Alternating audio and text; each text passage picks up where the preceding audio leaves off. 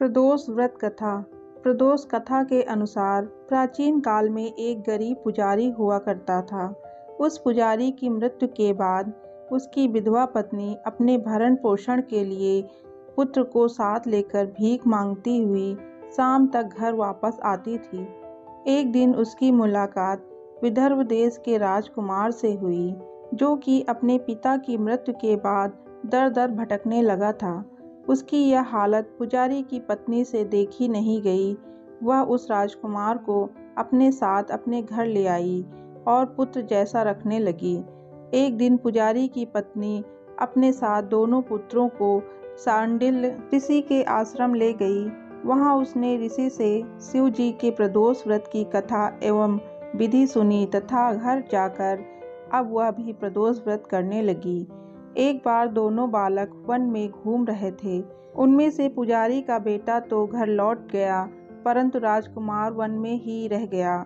उस राजकुमार ने गंधर्व कन्याओं को कीड़ा करते हुए देखा तो उनसे बात करने लगा। उस कन्या का नाम अंशुमति था। उस दिन वह राजकुमार घर देरी से लौटा। राजकुमार दूसरे दिन फिर से उसी जंगल पहुंचा जहां अंशुमति अपने माता पिता से बात कर रही थी। तभी अंशुमति के माता पिता ने उस राजकुमार को पहचान लिया तथा उनसे कहा कि आप तो विदर्भ नगर के राजकुमार हो ना? आपका नाम धर्मगुप्त है। अंशुमति के माता पिता को वह राजकुमार पसंद आया और उन्होंने कहा कि शिव जी की कृपा से हम अपनी पुत्री का विवाह आपसे कराना चाहते हैं। क्या आप इस विवाह के लिए तैयार हैं? राजकुमार ने अपनी स्वीकृति दे दी तो उन दोनों का विवाह संपन्न हुआ। बाद में राजकुमारी ने गंधर्व की विशाल सेना के साथ विदर्भ पर हमला किया और घमासान युद्ध कर विजय प्राप्त की तथा अपनी पत्नी के साथ राज्य करने लगा। वहां उस महल में वह पुजारी की पत्नी और पुत्र को आदर के साथ ले गया और साथ रखने लगा। पुजारी की पत्नी और पुत्र के सभी दुख व दरिद्रता दूर हो गई और वे सुख से अपना जीवन व्यतीत करने लगे।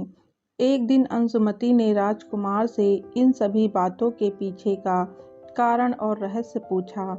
तब राजकुमार ने अंशुमति को अपने जीवन की पूरी बात बताई और साथ ही प्रदोष व्रत का महत्व और व्रत से प्राप्त फल से भी अवगत कराया। उसी दिन से प्रदोष व्रत की प्रतिष्ठा व महत्व बढ़ गया तथा मान्यतानुसार लोग यह व्रत करने लगे।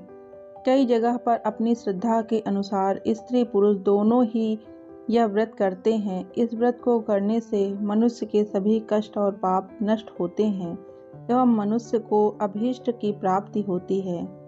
तो ये थी आज की हमारी कथा। उम्मीद है आपको ये कथा अच्छी लगी हो। मिलते हैं एक नए वीडियो के साथ। तब तक के लिए जय हिंद, जय भारत।